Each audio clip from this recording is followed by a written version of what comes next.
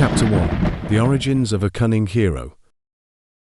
Odysseus was not born into an ordinary legacy. His blood carried the cunning of thieves and the strength of warriors, shaping him into the most resourceful hero of his time. His father, Laertes, was a noble king of Ithaca, a man of discipline and wisdom, but it was his mother, Anticlea, who carried the lineage of the infamous Autolycus, the son of Hermes himself.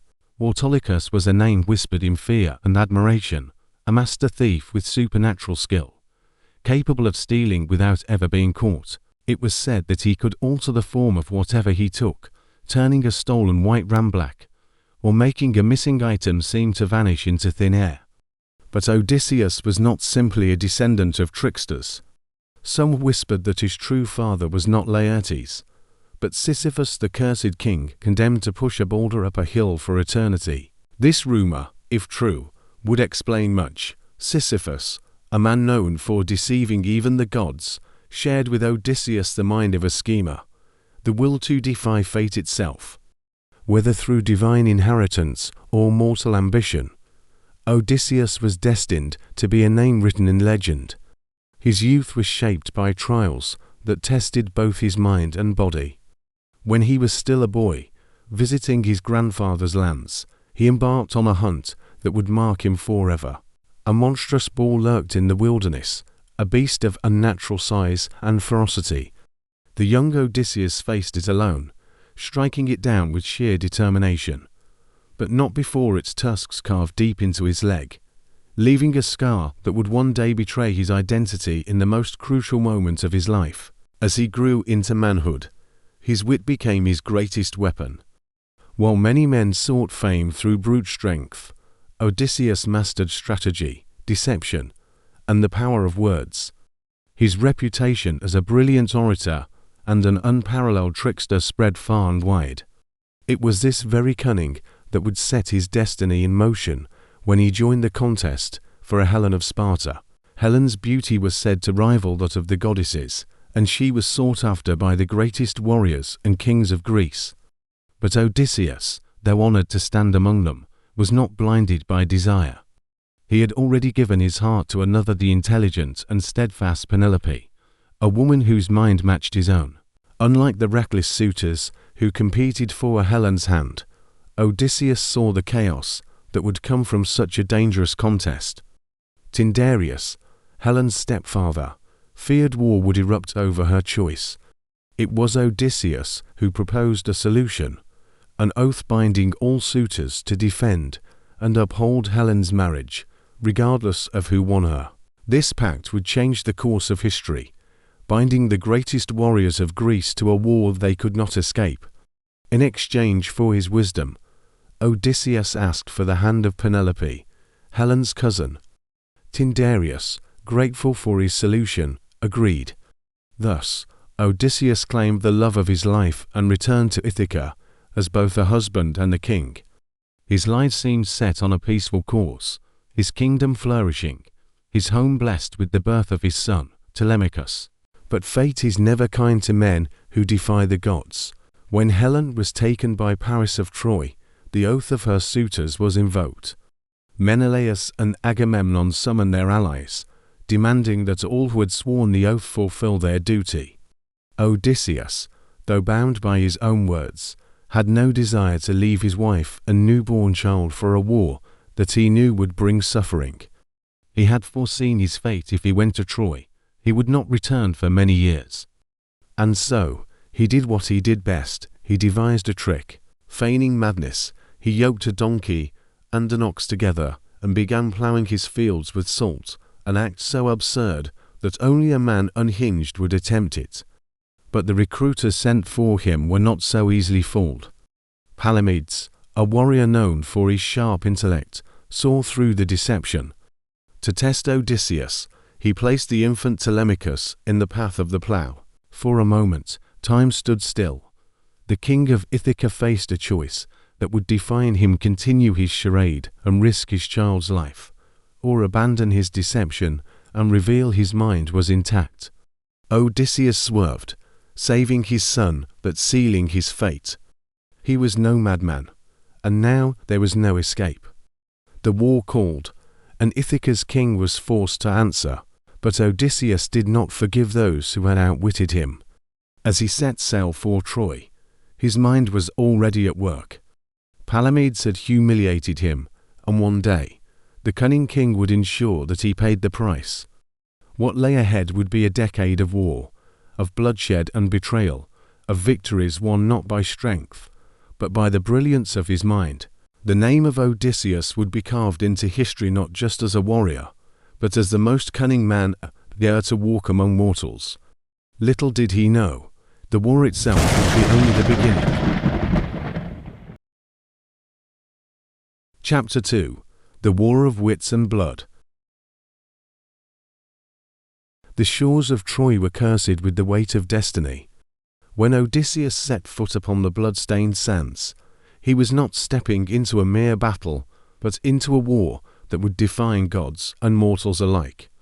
The city of Troy, built by the hands of Apollo and Poseidon themselves, stood as an unbreakable fortress, defying all who dared to lay siege to its towering walls. For any ordinary man, this war would be a struggle of brute force, but Odysseus had never relied on strength alone. He was a man of mind over muscle, and it was through his cunning that the Greeks would carve their way into legend. In the early years of the war, Odysseus proved himself invaluable, not as the mightiest warrior, but as the most strategic mind among the Achaeans. While Achilles, the demigod of war, raged through the battlefield like an unstoppable storm, Odysseus maneuvered like a shadow, his victories unseen until they were already sealed. He was the silent architect behind many triumphs, a master of deception who could turn the tide of battle with a single idea. His first great test of wit came with the problem of supplies.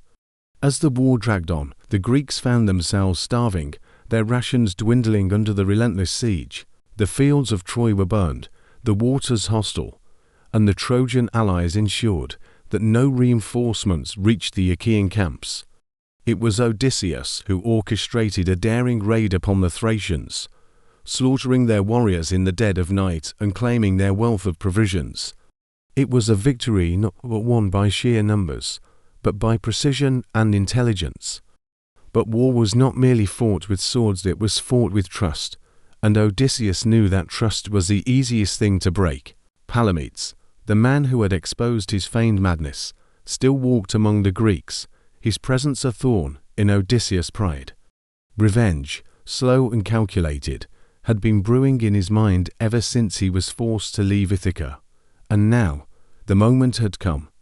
With the patience of a god weaving fate, Odysseus forged a letter one that bore the seal of the Trojan king, Priam, addressed to Palamedes.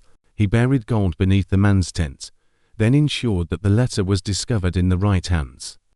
Whispers spread like fire, and soon Palamedes stood accused of treason. He pleaded his innocence, but the evidence was undeniable. The Greeks, betrayed by exhaustion and paranoia, saw no need for a trial.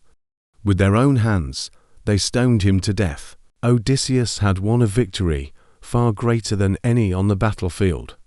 The man who had exposed him was gone, and no one would ever dare challenge his mind again.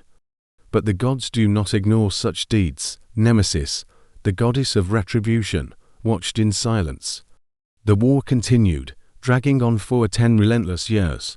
The Trojans, resilient and unyielding, defended their city with the wrath of a people fighting for their home. Hector, their greatest warrior, stood as a symbol of their strength, a man who could match Achilles in battle and still stand tall. But fate had already chosen its course when Achilles struck Hector down and desecrated his body.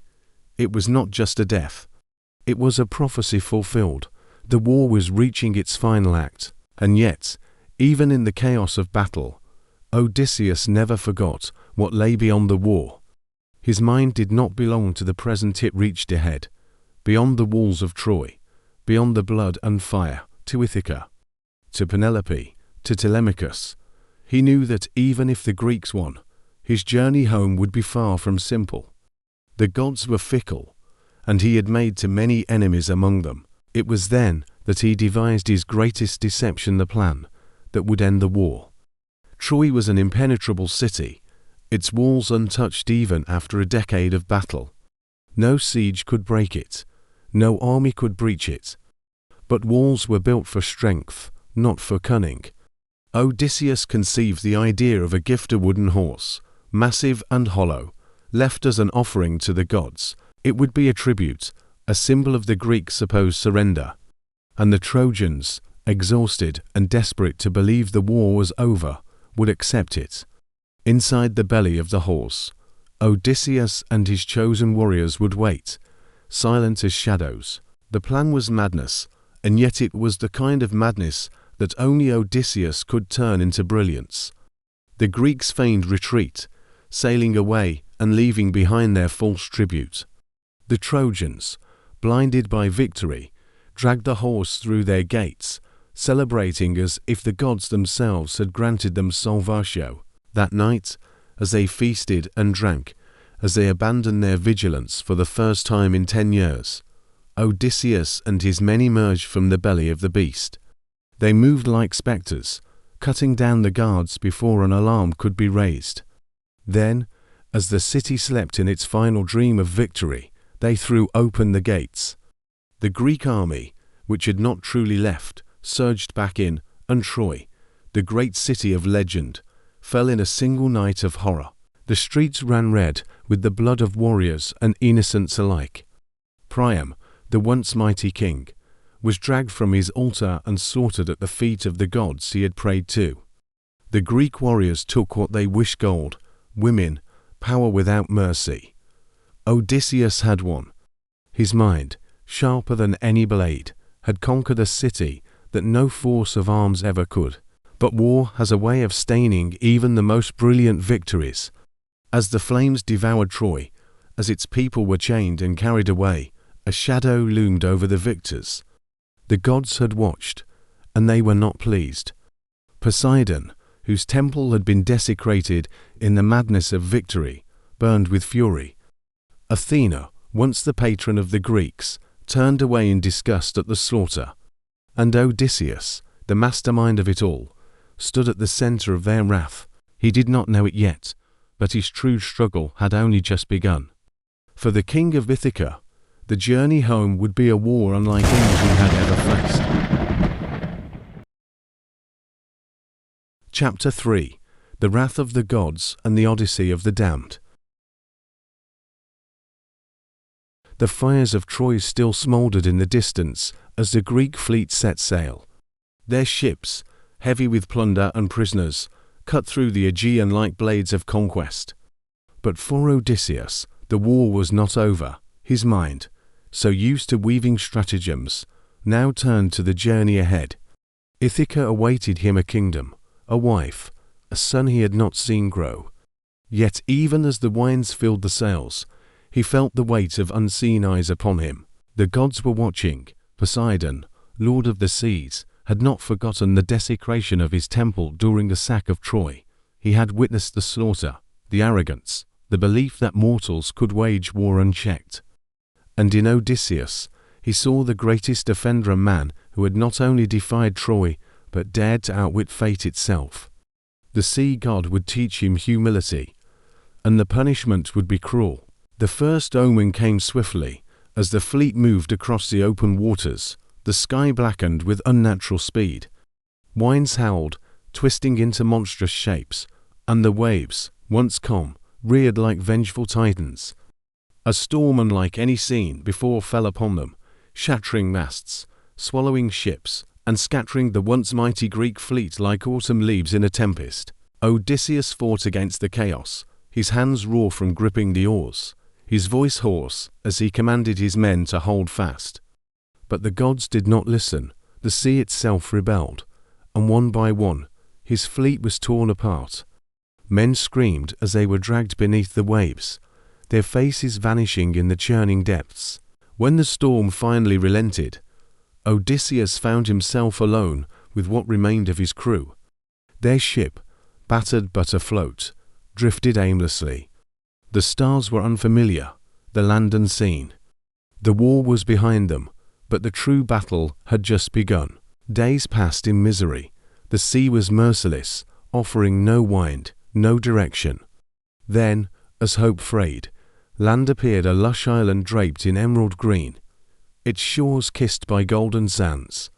Exhausted and desperate, Odysseus and his men made landfall, seeking food and rest. The island was unlike any they had seen. Its air was thick with the scent of honeyed fruit, and the very soil seemed to hum with a soothing presence. The inhabitants, gentle and welcoming, offered them fruits unlike any known to Greece. But as the men ate, their eyes grew distant, their limbs heavy. The war, the journey, the hardships all faded from their minds. Odysseus watched in horror as his strongest warriors became lethargic, their wills dissolving. They no longer wished to return home. They had forgotten Ithaca, forgotten their families. The Lotus Eater's food was not just nourishment, it was a poison of the soul, a gift of oblivion. With sheer force of will, Odysseus resisted. He stormed through the island, dragging his men back to the ship, striking them if he had to. They wept, begged to stay, but he did not yield. Tying them to the benches, he forced the ship away from the cursed island, leaving behind paradise, a paradise that would have cost them everything. The sea carried them to another land, but here, there was no illusion of paradise. Towering cliffs loomed over them, and deep within the island's caves, the scent of beasts lingered. Hunger drove them forward. They ventured into a cavern, filled with richest jars of milk, cheese, food aplenty. Then the earth trembled. A shadow, vast and monstrous, blocked the entrance. A single, monstrous eye burned in the darkness, and the air filled with the stench of raw flesh. Polyphemus, the Cyclops, a son of Poseidon. The men trembled as the beast stepped forward, his voice like grinding stone. There would be no escape. The giant blocked the only exit, and with a horrifying display of strength, he seized the men and crushed them against the cavern walls. Their blood stained the ground as he devoured them raw, his laughter filling the chamber. Odysseus knew that brute force would not save them. Instead, he spoke, weaving his words like a net. He offered the Cyclops wine, a gift from their ship, a drink so potent it could make kings falter. Polyphemus, amused, drank deeply, his monstrous from swaying. Before his single eye shut in drunken slumber, Odysseus whispered the first great deception of his journey. "My name is Nobody." Then, with fire-hardened wood, he and his men struck. The sharpened spear plunged into the Cyclops' eye, and Polyphemus roared in agony, his screams shaking the island. He thrashed, blind and enraged, but when the other Cyclopes came running to aid their kin, his cries meant nothing. "Who has done this to you?" They called. "Nobody." He howled, "Nobody has blinded me." And so they left, believing it to be madness. Odysseus and his men clung to the underbellies of the giant sheep, slipping past him as he fumbled in the darkness. As dawn broke, they fled to their ship, pushing off into the sea. But pride was a dangerous thing. Standing at the bow, Odysseus could not help himself. He turned to the blinded monster and shouted his name for all the gods to hear. "I am Odysseus, king of Ithaca. It was I who blinded you." Polyphemus howled, calling upon his father, Poseidon, to hear his curse, and the sea god listened. The years stretched like an endless horizon. Poseidon's wrath was relentless. Every time Ithaca seemed within reach, the ocean turned against them. One by one, Odysseus' men perished, devoured by Scylla, swallowed by Charybdis, cursed by their own hunger when they slaughtered the sacred cattle of Helios. Odysseus, stripped of his crew, his ship, his pride, drifted onto the shores of Ogygia. There, Calypso, a goddess of unparalleled beauty, took him in. She offered him immortality, love, a place beyond suffering. But Odysseus, though weary beyond measure, refused. For Ithaca still lived in his heart. It was Athena, at last, who took pity. She persuaded Zeus to command Odysseus' release, and after years lost to the whims of fate, he set sail once more. The trials of the gods, had carved away the arrogance of Troy's conqueror, leaving behind only a man who longed for home. At last, the shores of Ithaca appeared on the horizon, but his trials were not yet over. In his absence, suitors had flooded his halls, seeking to claim his throne, his wife, his legacy. They feasted in his home, squandered his wealth, and sought to erase his name. But Odysseus had not survived the wrath of the gods to lose his kingdom to mortal men. Disguised as a beggar, he entered his own home, observing those who had betrayed his name. And when the moment was right, when the bow that only he could string lay in his hands once more, he unleashed his final act of vengeance. The arrows flew like the will of the gods themselves. The halls of Ithaca were washed in blood. The suitors, who had feasted on his riches, now choked on their own. At last, he stood before Penelope, she, who had waited, who had endured. And in a test only she would know, she asked about their bed, their marriage bed, carved from the roots of an ancient tree, immovable. And Odysseus, weary, scarred, but victorious, spoke the truth only they shared. The war was over. He was home.